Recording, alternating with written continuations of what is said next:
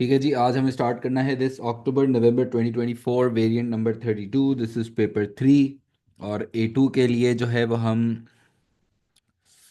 Paper 3 और paper 4 की हमें प्रैक्टिस करनी होगी। Our A2 exam is on 16th of May and 20th of May.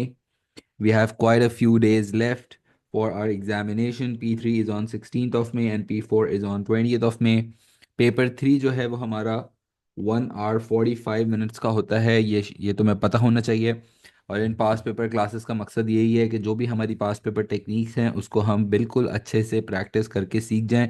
So when you are yourself appearing for the exam, you should have the grip of all those techniques that we discuss in the class now. So do make your notes, do have your notebook. इतनी सारी जो हम discussion करें during the class, इतनी सारी हमारी बातें होंगी, तुम्हारे सवाल होंगे, तो you just start making your notes. All right. ऐसे नोट्स बनाना कि जब एग्ज़ाम्स आए करीब तो वो नोट्स तुम रीड करके अपनी टेक्निक्स को रिवाइज कर सको। ठीक है, may be you can have a notebook. Notebook में कहीं लिखते जाओ बैक साइड पे नोटबुक के में भी की आंसरिंग टेक्निक्स, की डिस्कशन टेक्निक्स पेपर 3 से रिलेटेड, क्योंकि अभी हम कर रहे हैं पेपर 3। और पेपर 3 किस तरह से होता है, वैसे तुम्हें ये बात पता है। पेपर 3 में तुम्हारे पास जब तुम एग्जाम में बैठोगे you will have 2 sheets of paper. You have an insert sheet, ये देखो सामने जो तुम्हारे स्क्रीन पे है वो इंसर्ट है।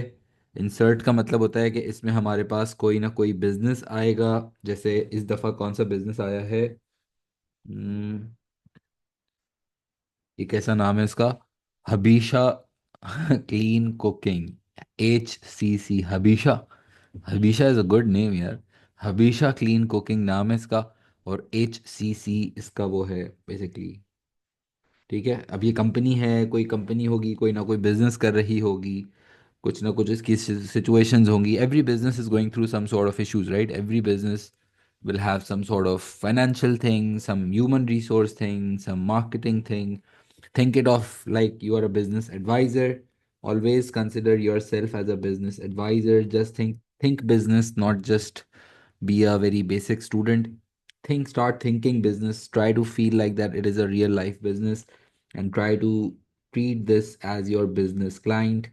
And you are just understanding what the business does, and then you would be responding to the questions asked by this question by this client, right?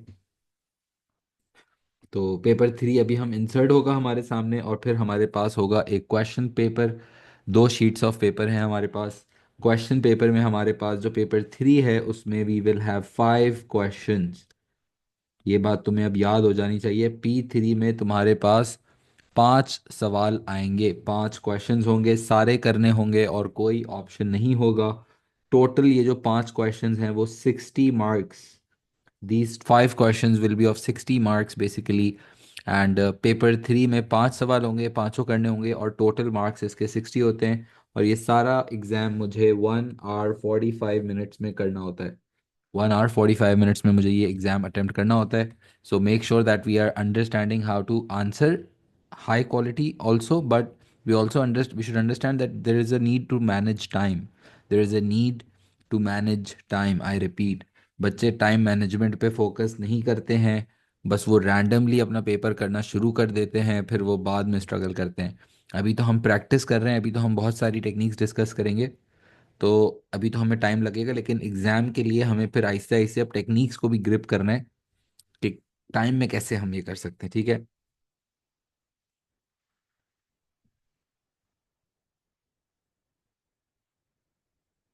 और 10 मिनट लगेंगे, हाँ 10 से 12 मिनट रीडिंग कर सकते हैं। ठीक है, और चलो अभी हम पहले केस आज रीड करते हैं, ज़रा देखते हैं कि बिजनेस क्या है।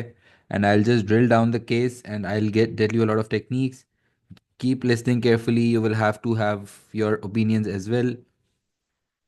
जितना तुम सोचोगे उतना तुम्हारे लिए अच्छा है। ठीक है भाई, देखते हैं कि क्या सीन है। Habisha, Habisha clean cooking, business is something about cooking, HCC। Cooking का नाम सुनते ही जहन में तुम्हारे स्टोव हो, सारे बर्तन शर्तन आ जाएं। ठीक है, माइंड जो है वो तुम्हारा कुकिंग से रिलेटेड कुछ। क्या नाम है भाई? Abiba. Abiba graduated with a degree in emotional intelligence in leadership in 2010, and then gained experience as a human resource manager in a large corporation. In 2015, she founded HCC, a social enterprise based in country E in Africa. In Africa, okay. So she is operating a business in Africa. HCC's mission statement is to save the environment one meal at a time. Nice, yeah. They are really working for a good cause, and they're operating as a social enterprise. And HCC's first product, the Cook Bag, was launched in 2015 and targeted low-income households in rural locations. The Cook Bag is made of premium recycled materials and allows food that has been heated on stoves to finish cooking without using extra energy. क्या मतलब भाई?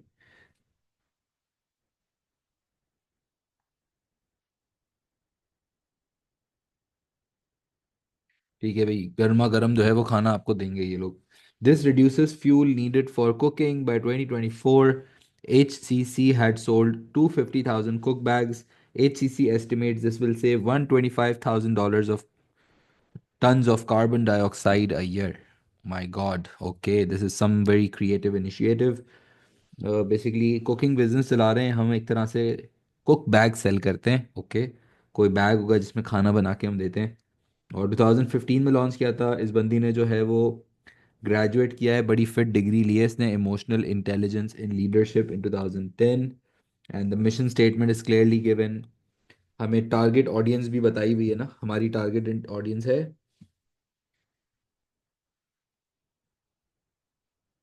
Low income house holds. 2024 तक जो है काफ़ी ज़्यादा sales हो चुकी हैं. 2015 से चल रहे हैं, 9 साल हो चुके हैं. ठीक है जी. 9 साल हो चुके हैं. ठीक है जी. समझ आ गया ना गेम. अच्छा, फिर क्या है gradual expansion. Let's see what happened with this expansion. In 2018, HCC 2015 में बिजनेस स्टार्ट हुआ था. इन 2018, HCC partnered with a university to develop an efficient multi-fueled cooking stove that produces no smoke. Effective operations planning enabled the Wonder Stove to be one. अच्छा, Wonder Stove ये इनका कोई नया product है. Effective operations planning enabled the Wonder Stove to be launched in 2020 on schedule with no delay to critical activities. It is manufactured in HCC's factory and expansion was financed by bank loan. ठीक है जी. ठीक है, नया इन्होंने कोई product, new product launch है ना, new product development. And no smoke stove है बेसिकली. आप इस पे खाने शाने पकाएं, इसमें पोल्यूशन वाला मसला नहीं होगा. और कुकिंग का बड़ा क्रेजी सीन होता है वैसे. कुकिंग अगर तुम करते नहीं हो, पता नहीं करते हो. I really love to cook sometimes. Cooking का क्रेजी गेम है वैसे. और ठीक है. और फुल उन्होंने क्रिटिकल एक्टिविटीज़ का ख्याल रखते हुए इस प्रोजेक्ट को लॉन्च किया है. प्रॉबली वो जो CPA पढ़ा है ना तुमने, वो उसके बारे में कुछ बात हो रही है. और हम खुद इन हाउस प्रोडक्शन करते हैं. अपनी खुद की हमारी फैक्ट्री है, हम आउटसोर्सिंग नहीं कर रहे, इन हाउस हम खुद से कर रहे हैं. और डेट फाइनेंस हमने लिया है प्रॉबली. इससे गेयरिंग का सीन भी दिमाग में आता है कि गेयरिंग का क्या सीन है. ठीक है. देखो, केस रीड करते करते you have to get the topics. You can just write on your question paper, just read it like a real business, right. You should really really understand what you are reading. And then employ matter. Employees के क्या issues चल रहे हैं भाई. एक तो expansion से related बता दिया, ये नया प्रोडक्ट लॉन्च किया इन्होंने. फिर एम्प्लॉयज़ मैटर. अच्छा, एम्प्लॉयज़ मैटर कि एम्प्लॉयज़ भाई मायने रखते हैं, जो बात है मतलब एम्प्लॉयज़ के लिए कंसर्न लग रहे हैं. Abiba believes skilled employees are central to HCC's success. The 60 factory employees are organized into quality circles and given paid time to meet to consider problems. And given paid time. अच्छा, पैसे देते हैं भाई. Time आओ, quality circles का मतलब होता है मीटिंग्स में इनको बुलाते हैं रेगुलरली, उनके ओपिनियंस लेते हैं. अबीबा discusses HCC's plans regularly with employees. Abiba expects employees to work hard and negotiates their targets annually. ठीक है भाई, एम्प्लॉयज़ के लिए बड़ी कंसर्न है. अबीबा बोलती है कि एम्प्लॉयज़ हमारे लिए बड़े सेंट्रल हैं.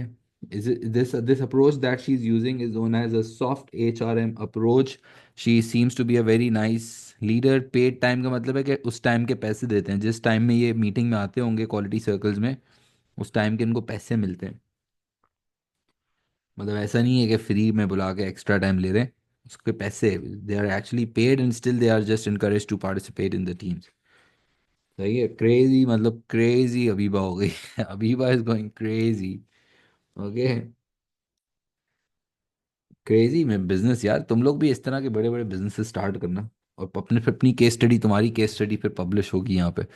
फिर कल को नए स्टूडेंट्स आएंगे, वो तुम्हारी केस स्टडी, तुम्हारे बिजनेस की केस स्टडी पढ़ रहे होंगे। ठीक है, how proud I would feel, right. HCC audits employ performance annually. ठीक है जी। HCC performance review of employees manufacturing cook bags, we have got 60 एम्प्लॉयज, रिमेंबर दिस। एंड हर साल में हम जो है उनकी परफॉर्मेंस को अप्रेस करते हैं, which is a very good thing. और परफॉर्मेंस रिव्यू में क्या सीन दिया हुआ है, 2022 एंड 2023 का डेटा दिया हुआ है और कुछ नोट्स दिए हुए हैं। और लेट्स सी, आउटपुट दिया हुआ है हमें। Output of cook bags, the output has increased in this year.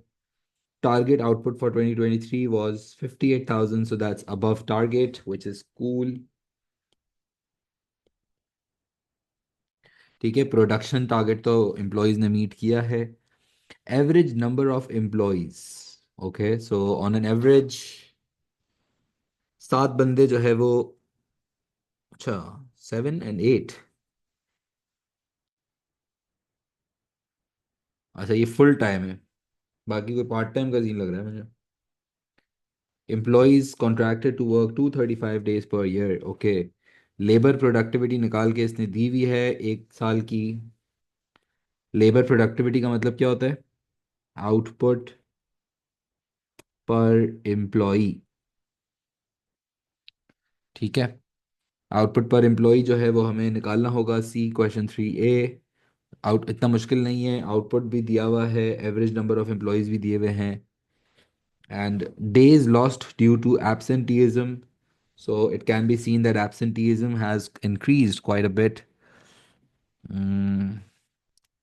अच्छा सवाल है, how would they work 235 days per year। पता नहीं, पूरा पूरा दिन काम कराते हैं, क्या करते हैं। कितनी छुट्टियां हो गई, एक साल में कितने दिन होते हैं। तो 365 days होते हैं, सही है। 365 - 235 वर्किंग डेज, कितनी छुट्टियां देते हैं हम, 130 छुट्टियां देते हैं, नाइस, नॉट बैड।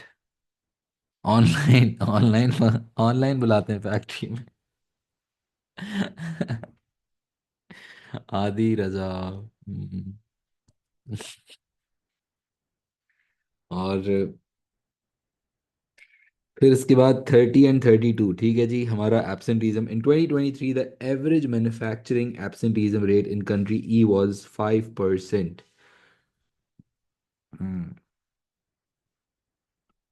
हमारा रेशो ज़्यादा हो गया है।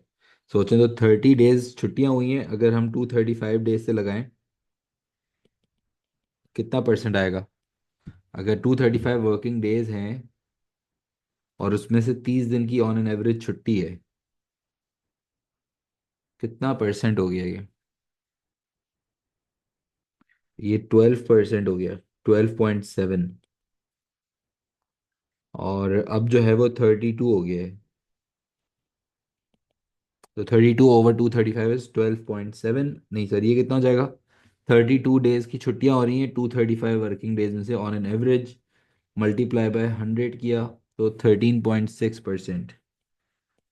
और एवरेज जो है वो 5% है, यानी कि मार्केट का एवरेज है कि 5% हमारी इंडस्ट्री में होता है absenteeism, but now we have this absenteeism of 12.7% last year and 13.6% this year, which means that the absenteeism ratio is really, really high. And why is it so high? What's the scene, right? And अब अच्छा, इसके बाद क्या है, HCC also review employee satisfaction regularly, and in 2023 80% were very satisfied with their job, 90% felt that HCC values employees highly, 85% consider their 5 days annual training to be beneficial. So now the ratio seems to be really high. Employee seems to be really satisfied. Employee comments include much better employer than my previous company. Pay is good and working conditions excellent. Wow, man, wow. We just take care of our employees like our kids. बड़ा ही ख्याल रखते हैं. ठीक है जी. हाय employ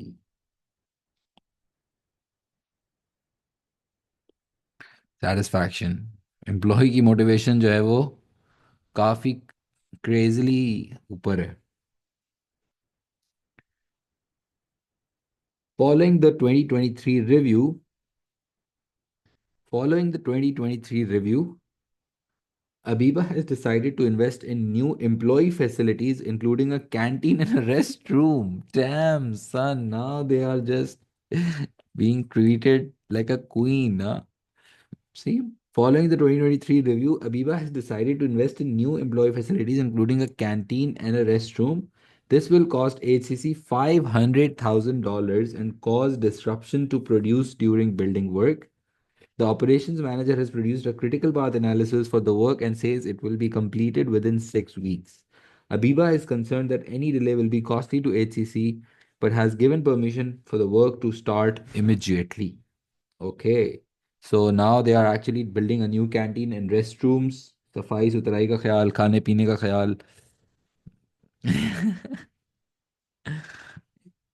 इनकी recruitment जब start होगी तो तुम लोग भी अप्लाई कर देना बिल्कुल. 5 लाख डॉलर का इन्होंने जो है वो इस पे पैसे लगाने का सोचा है. बेसिकली आप जितना एम्प्लॉयज़ को वैल्यू करोगे, they know that if the employees are motivated, if the employees are empowered, then they would be willing to work harder. And definitely बड़ा क्रेजी और सोशल एंटरप्राइज भी है ये. सोशल एंटरप्राइज अगर तुम्हें याद हो तो एक सोशल एंटरप्राइज के 3 ऑब्जेक्टिव्स होते हैं. एएस में ये पढ़ा है.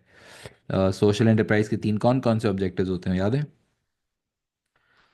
सोशल एंटरप्राइज है ना ये.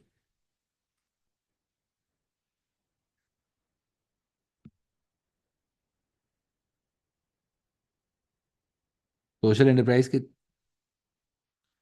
बताओ कौन कौन से. इकोनॉमिक ऑब्जेक्टिव होता है एक.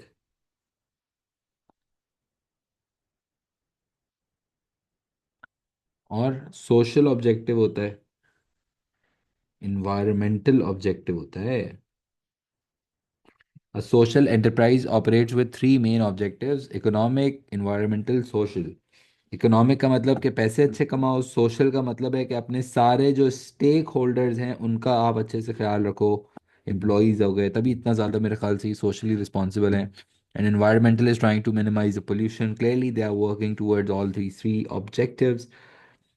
And so एम्प्लॉय के ऊपर बड़ी इन्होंने कहानी करके बताई हुई है हमें. Or new competition. Okay, so there is a new competition for this business. Let's see what it is about. There has been growing interest in the market to supply cleaner cooking stoves to rural communities that lack electricity. ठीक है. CA, a multinational business, entered the market with an innovative cook stove in 2024. Its cook stove is a direct substitute for HCC's Wonder Stove. CA is a much larger business and benefits from economies of scale. Although CA is not a social enterprise, it does have a good reputation for corporate social responsibility. So अब बड़ा कोई competitor आ गया है. Clearly marketing issue है.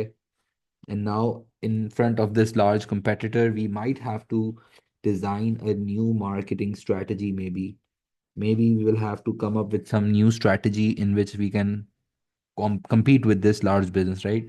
वरना छोटा business है और वो इतनी अगर इकोनॉमीज ऑफ स्केल के फायदे नहीं उठाएगा तो शायद वो इनोवेटिव कुक स्टोव सस्ते में बेच सकेंगे. शायद वो और सस्ते में, वैसे ही रूरल एरियाज हैं तो जब एक क्योंकि इकोनॉमीज ऑफ स्केल के इनको फायदे, क्योंकि रूरल एरियाज में आई थिंक लोग जब रहते हैं तो वो वैसे ही पैसे कम होते हैं. तो उस वक्त तो price will be a major factor to decide ना.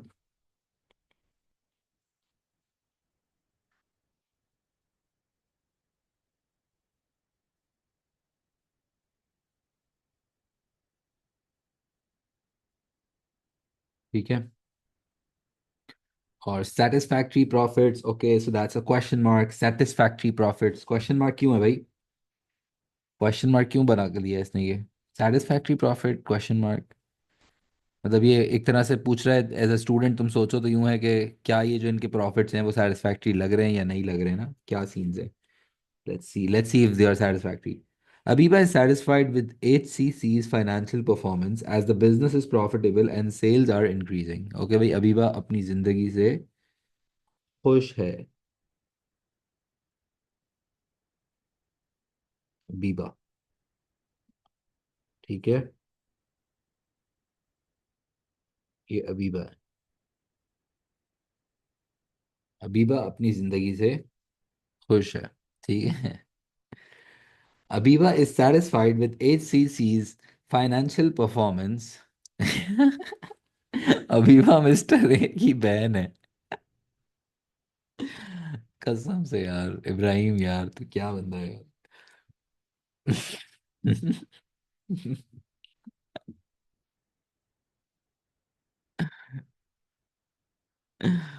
अबीबा मिस्टर ए की बहन है basically. she's really happy. See, she's like tickling on the face, right?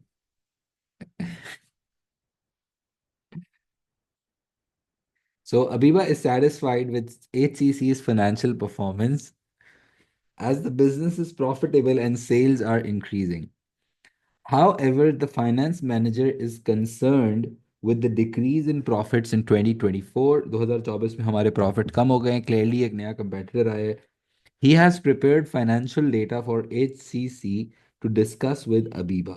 He wants Abiba to agree to a strategy to increase profitability to secure HCC's future. भाई finance director परेशान बैठा है और अबीबा खुश बैठी है। अबीबा का बिजनेस है, अबीबा खुश है, और फाइनेंस मैनेजर कह रहा है कि देखो ना, अब एम्प्लॉय अच्छा मोटिवेटेड है तो वो भी बोल रहा है कि अबीबा भाई फिक्र करो यार, क्या कर रही हो। He thinks that some tough decisions will need to be taken. Table 1.2 shows selected financial data and ratios for HCC. All right, let's see what ratios are we given with 2023, 2022, and 2023, 2024. Okay, 22, 23 का data और 23, 24 का data दिया हुआ है। Revenues. Okay, if we see the revenue, then the revenue just increased. Okay, revenue तो बढ़ा है हमारा, सेल्स बढ़ रही हैं, कुछ साइन ना। और कॉस्ट ऑफ सेल्स भी हमारी बढ़ रही हैं। We can also calculate the percentage change, थोड़ी कैलकुलेशंस में हेल्प करो। कैलकुलेशंस, परसेंटेज इंक्रीज निकालो इन रेवेन्यू। रेवेन्यू 10.0 से 10.8 पे चला गया, so what is the percentage increase in revenue? New value minus old value divided by old value multiplied by 100। What is the percentage increase in the revenue in this current year? बताओ, मैं निकालूं क्या? तुम भी निकाल सकते हो यार।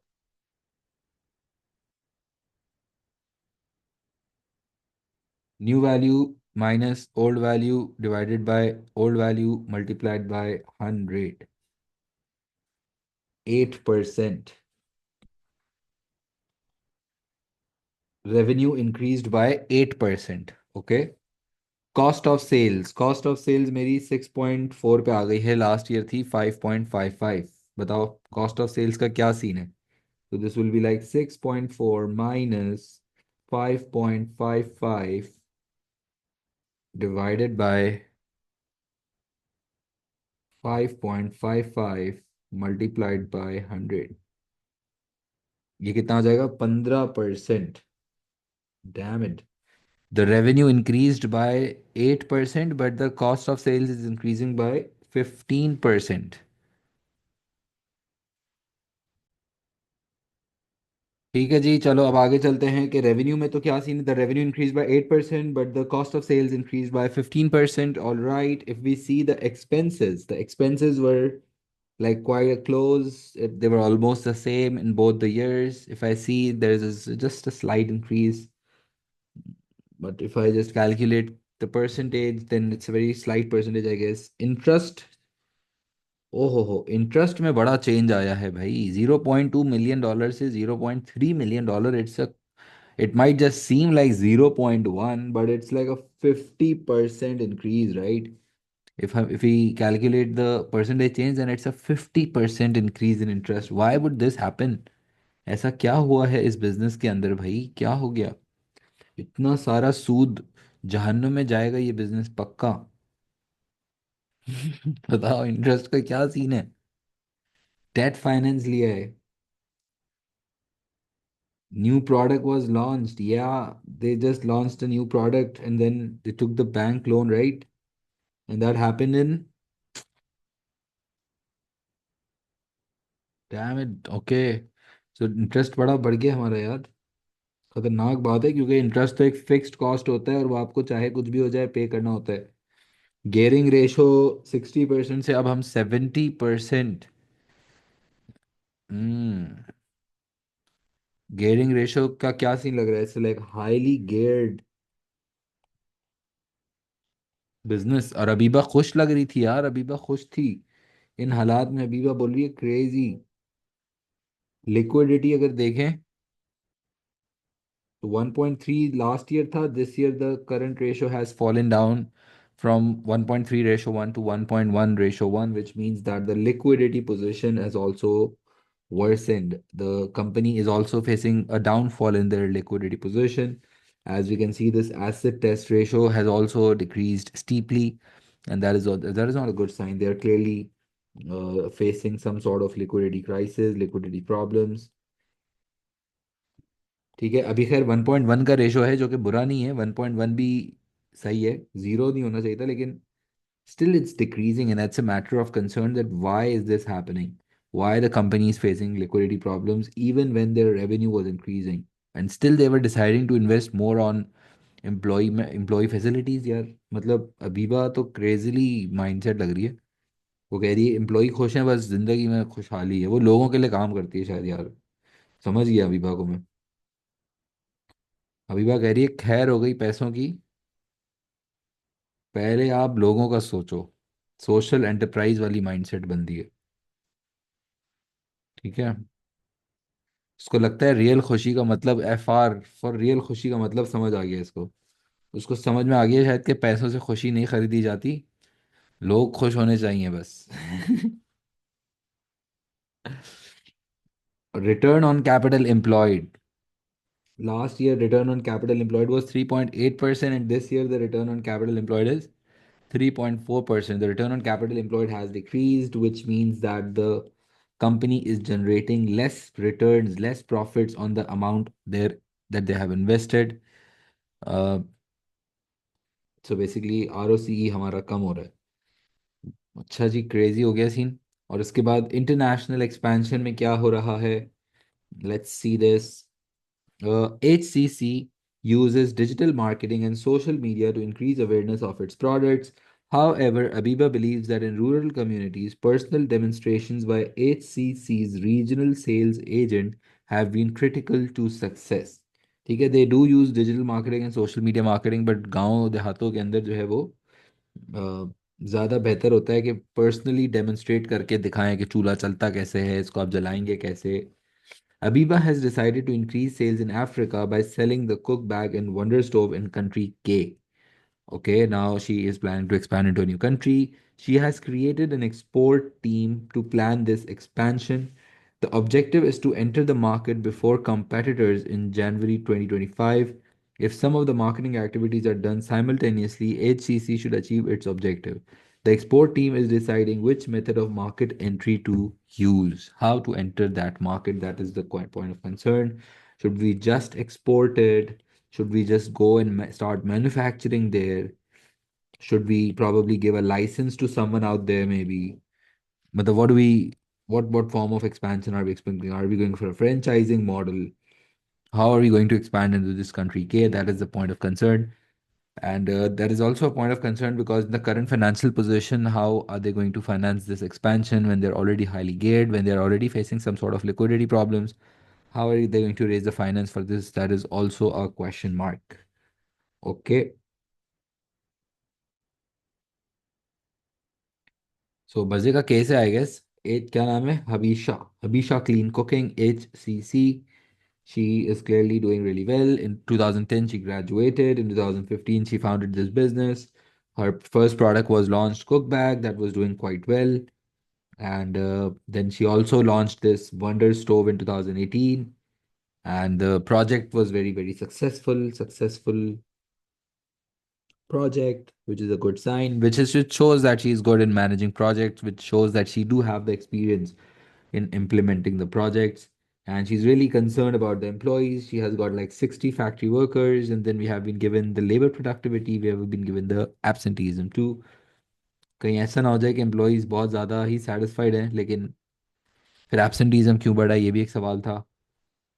बस आई गेस कंपटीशन का उसने बताया कि नया कंपेटिटर अब आ गया है, और प्रॉफिट्स की भी डिटेल्स हमें दी हैं, और internationally we want to expand into country K. Okay, so that is what the case study looks like, Habisha clean cooking. Okay,